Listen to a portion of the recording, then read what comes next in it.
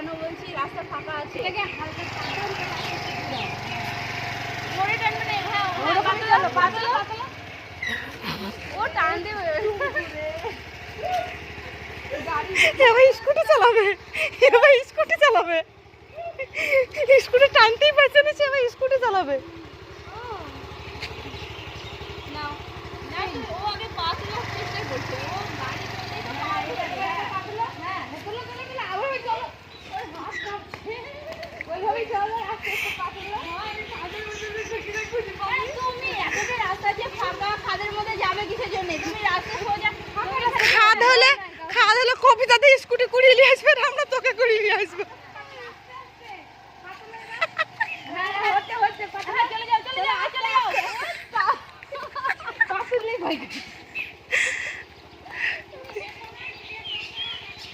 না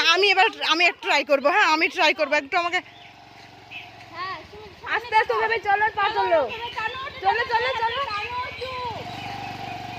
পাতল